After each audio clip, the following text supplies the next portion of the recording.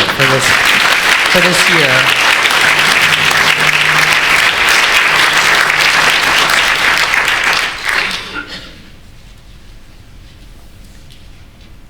Ho, ho, ho. Let's just take a few moments to look at the bundles of joy that the world has given us in just the past weeks alone. On Monday, a candidate to be the president of our nation said that all people of Islamic faith should be banned from traveling into this country. This follows a series of other pronouncements he's made, such as calling for the surveillance of Muslim houses of worship. A few days later into our week, a Fox News commentator spent 12 minutes mocking the climate talks in Paris, joking that the most dangerous gas in the world today was from the hot air of the leaders there. And as we come to the end of this year, we're aware that we have seen a rash of mass shootings this year, a term that is used by the FBI now when 4 or more people die in a single incident. Our country saw 40 mass shootings this year alone, not to mention joining the world in grief around shootings in Paris, Beirut, Tunisia, and many others, as well as several hundred other US shootings in which multiple people were killed or injured. In fact,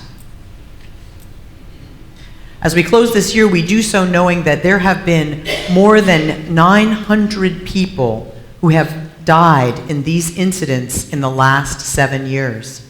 And we now have a whole group of people, thousands of physically, mentally, and spiritually traumatized fellow citizens who have the distinction of being survivors of mass shootings. In our corner of the world, the program for the homeless at the Armory, which so many of us were working in support of, ran into a stumbling block and isn't going to be able to happen there.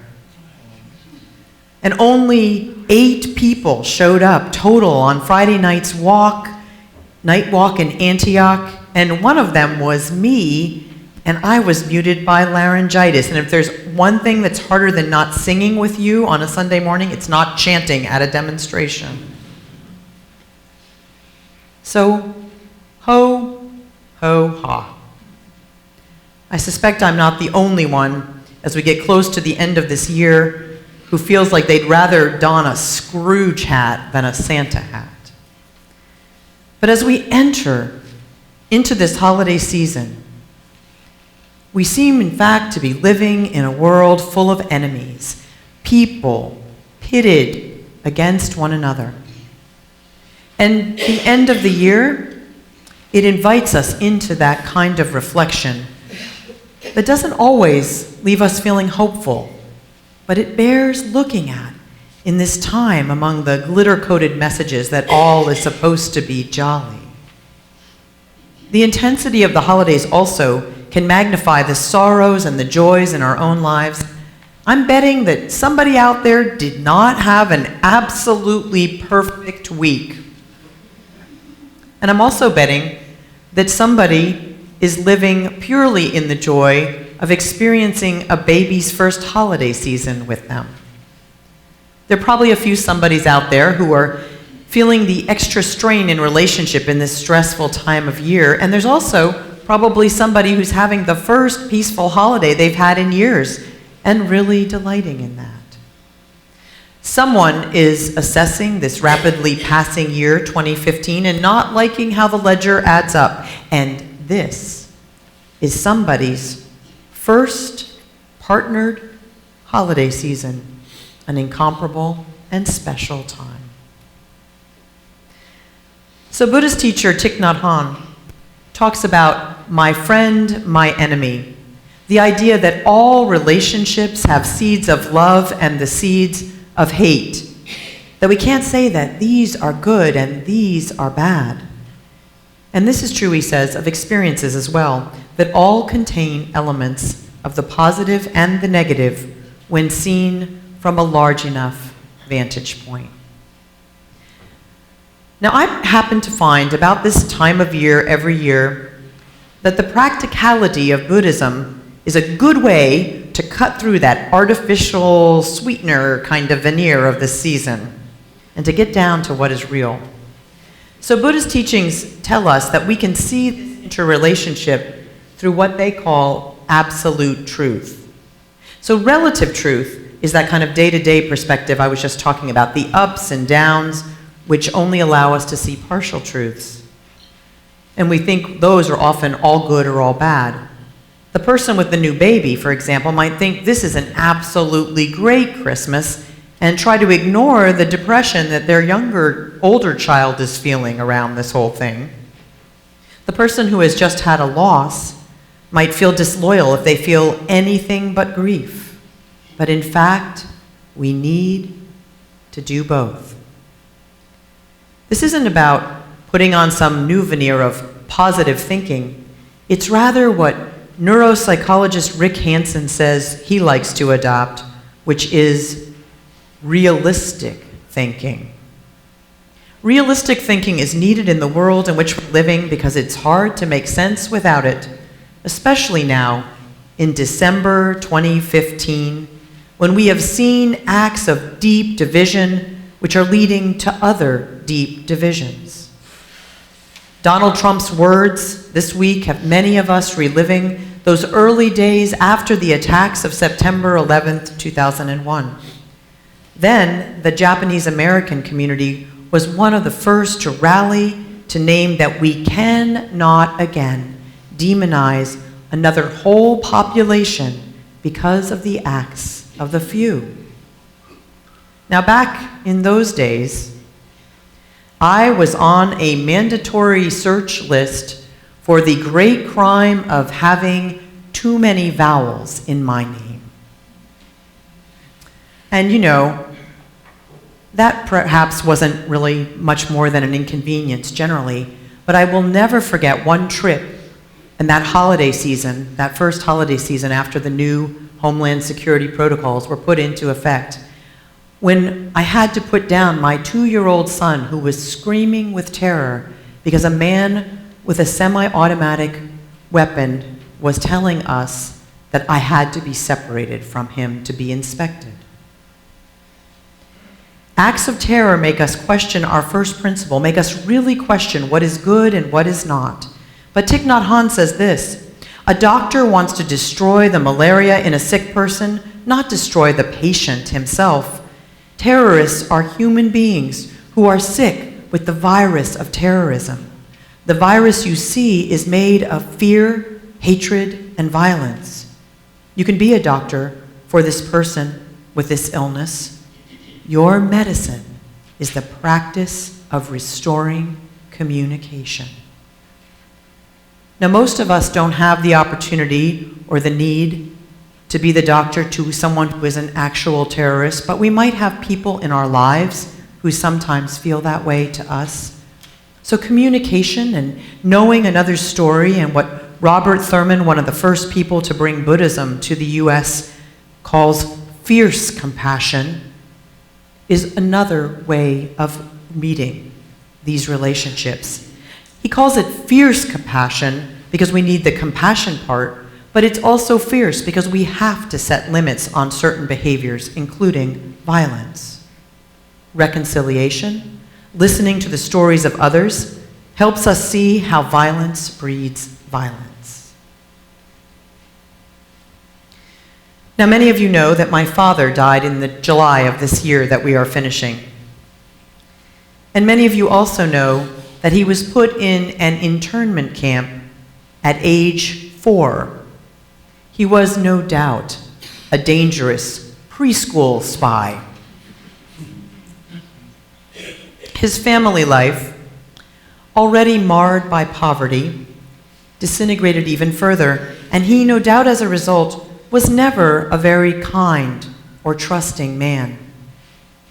So in his last years, when my sister and I realized we were going to be called to take a greater role in his life, we had to do a lot of soul searching.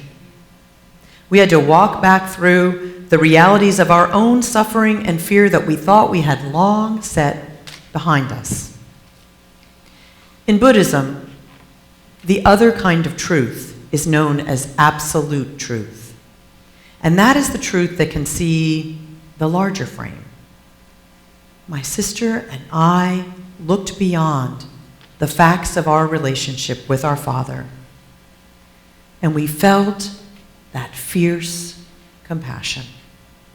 And we had to do that to keep him and other people safe, because the seeds of fear that were planted in that 4-year-old boy blossomed into dangerous rage as the dementia set in.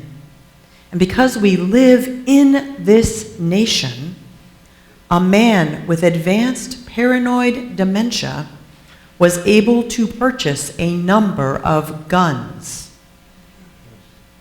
Anne and I held on to those slippery slivers of absolute truth, and as a result, we actually experienced moments of joy that we might never have had otherwise. They weren't great hallmark moments. That was not who my father was. They were just little times when my usually brusque father would tell us that he was surprised and grateful that we were in his life, and moments where we were still dazzled by his brilliant and tactical mind, which was never fully vanquished by that awful brain disease. He studied daily for the mini mental status exam. And he said to more than one doctor who came in to assess him, "I think I had you as a student at the medical school, and as I remember, you weren't among the best, were you?"